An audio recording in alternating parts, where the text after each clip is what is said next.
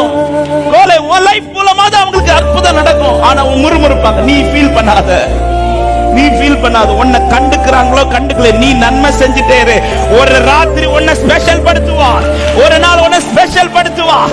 வெறுமையை பார்த்த இந்த கோலை, அற்பமாய் பார்த்த இந்த கோலை, யாருக்கு வேண்டாம் இந்த கோலை, முறுமுறுத்த இந்த கோலை கர்த்தர் விசேஷப்படுத்துவார்.